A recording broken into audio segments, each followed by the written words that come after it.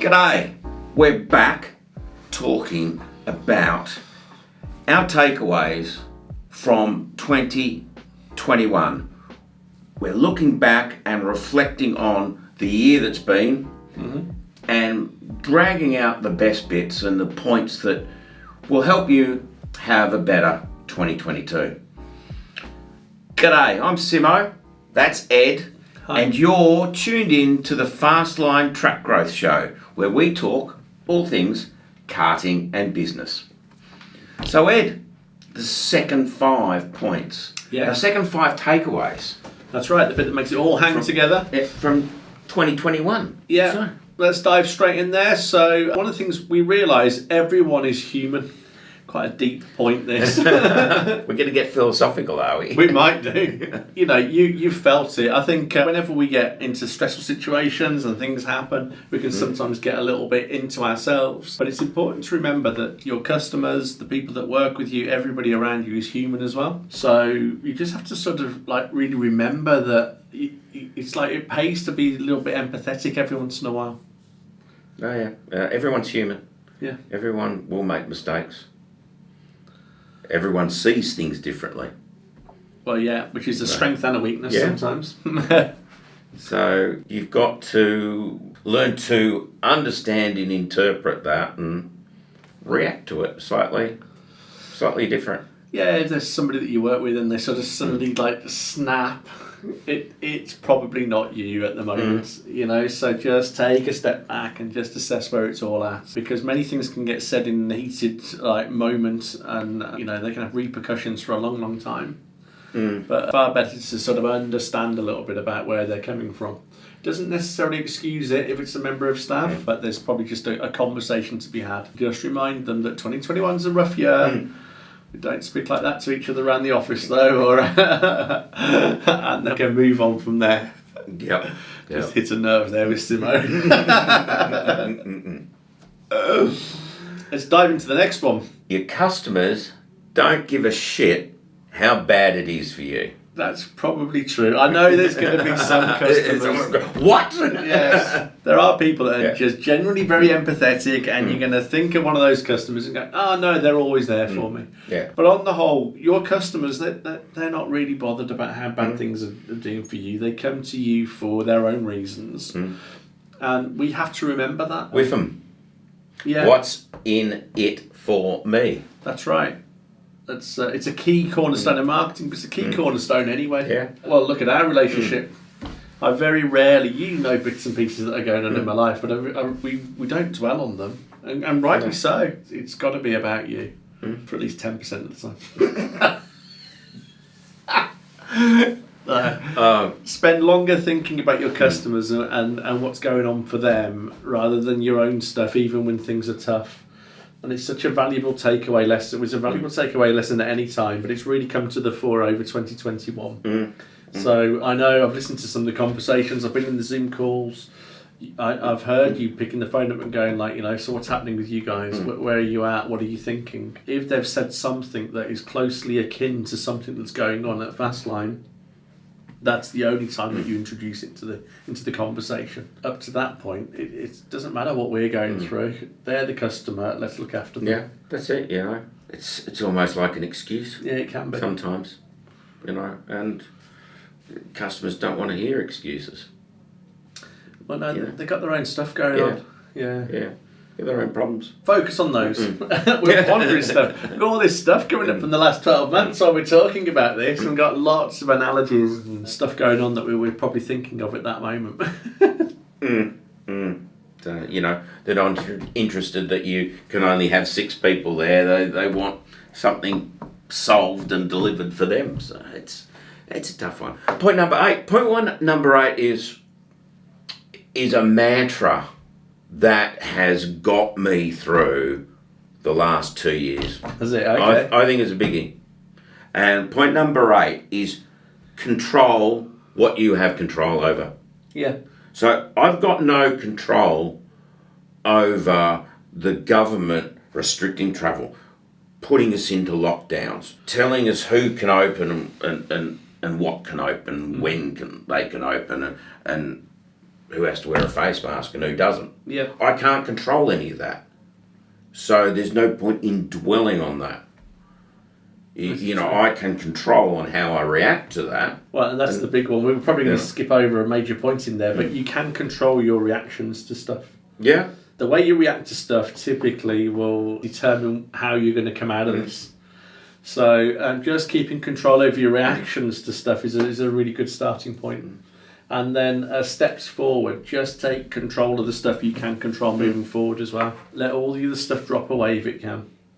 Yeah. There may be other stuff going on. The government's really helped us learn this lesson well over the last couple of years. Thanks, Bojo. But yeah, crikey. Just get into the stuff you can really sort of make a difference on it and worry about that and don't worry about the other stuff. I mean, you know, when the government put us into lockdown, I didn't have any control over that. Yeah, sure, it affected our ability to sell product to people, but it didn't affect my ability to communicate with my customers. Yeah. And we did that.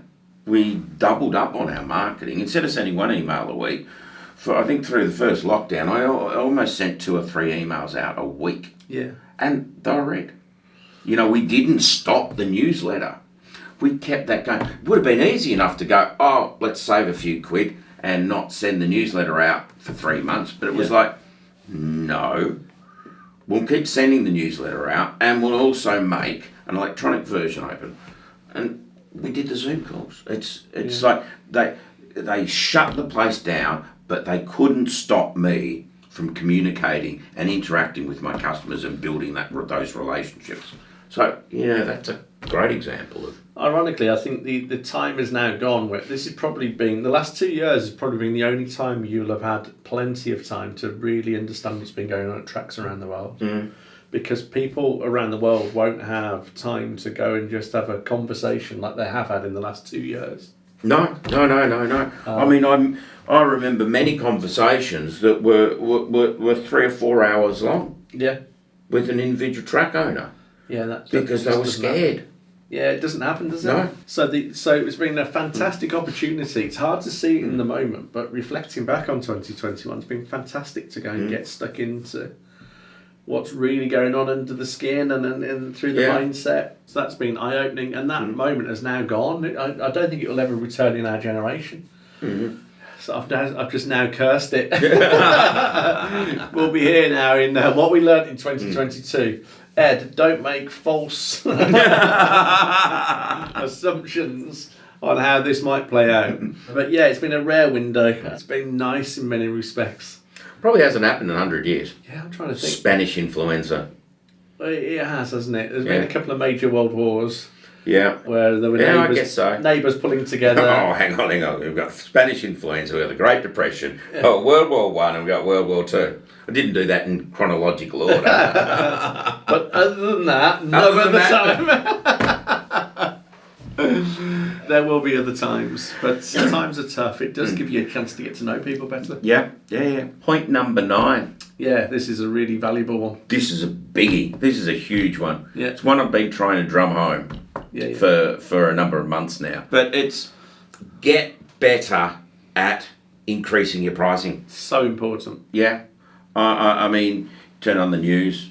If they're not ranting about COVID or lockdowns, it's inflation. Yeah. Everything is going up in price. Logistics and shipping has gone through the roof. I mean, we're talking a 10-fold increase in price. And it's all being impacted. That impacts the raw materials are getting more expensive. So it's just getting passed on. You're paying more on your fuel prices. You're paying more for your parts.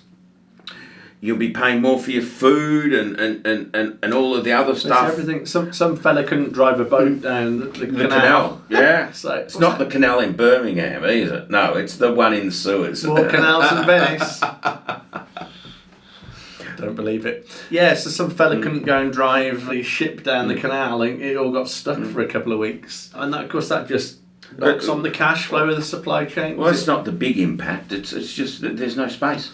There's no space, there's no containers. Amazon's hogging all the space. There's a whole lot of factors in there increasing it. But, and also there's a shortage of staff. So what happens when there's a shortage of staff? If you can't get them, you've got to pay more. So you've got your wages going up, you've got petrol going up, you've got everything going up except your prices. Yeah. And if your prices don't go up, you're just eroding your profit. Yeah, absolutely. So you've got to get better at increasing prices. We've covered some of that in the videos before, so go and have a search through some of the other stuff we've done. If you're worried about pricing and how to increase them, then just reach out and we'll give you a hand with that and show you a good way to do it and maintain the relationship with your customer base. Yeah. But you've got to get better at this because it's going one way at the moment. And it'll be a big factor. And I think I see it as a pendulum as well. We've had record low inflation and interest rates and everything for a way longer than anybody would have ever predicted, I guess. Pendulum always swings and then it swings the other way. But I think the average interest rates across the globe over the last 50 years or whatever is about 6% normally. But it doesn't just swing back into 6%. It'll probably swing at 6, 7, 8, 9, 10. So I want to be a saver at that point. So I'm starting to think about what I might need to be doing to go and make the best use of 10% savings. So I might want to put a bit of extra cash in the bank. But if this 6 is like where it needs to be, it's not going to just stop there. It's going to carry on the other way. And then it'll swing back. And it won't stop here, it will swing the other way. But we've, for a long while, been in that sort of very low inflation, very low interest rates. I can still remember, I know you won't think I'm old enough, but I can still remember 14, 15% interest rate back in the day.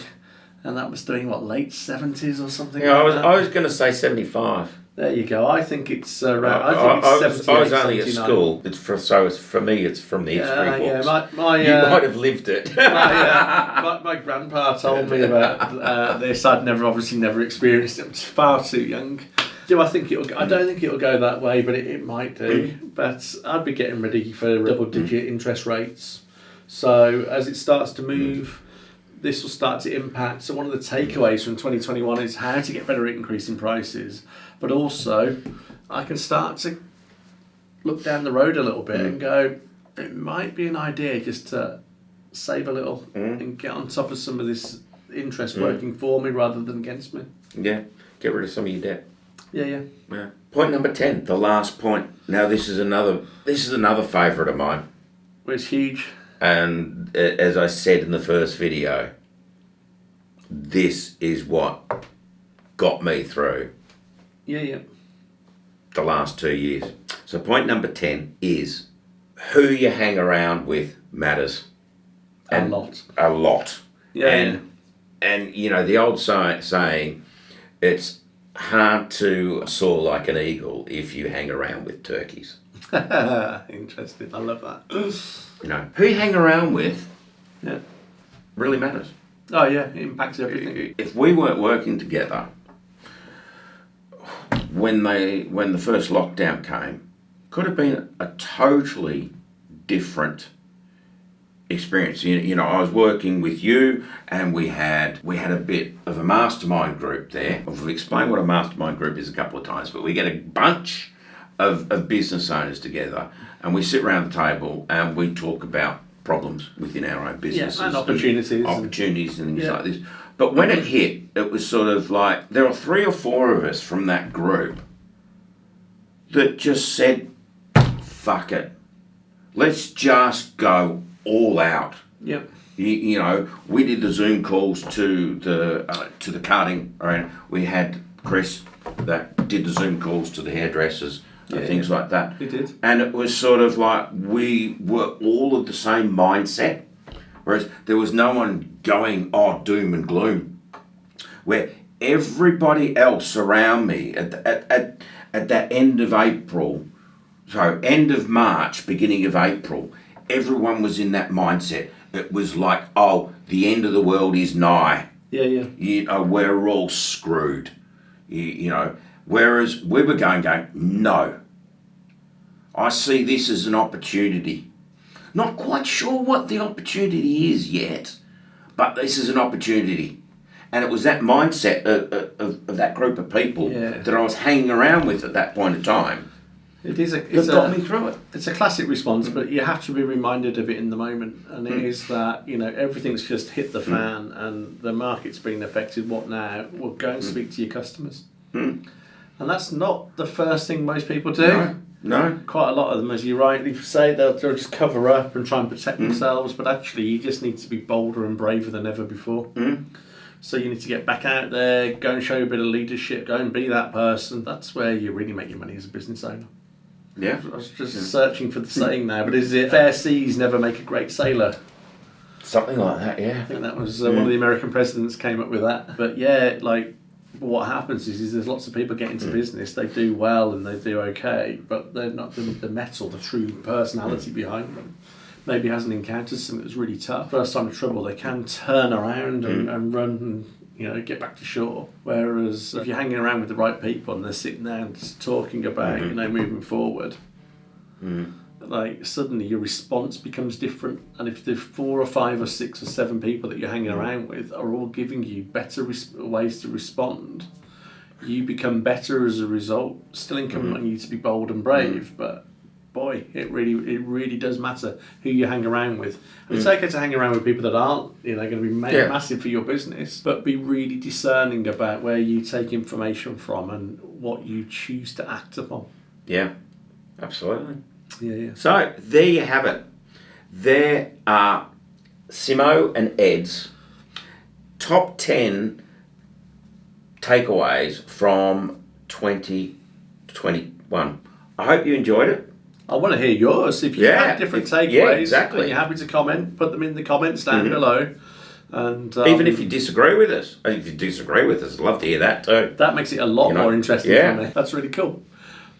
But all right. Till the next time. Till the next time. Cheerio from me. Cheerio from me.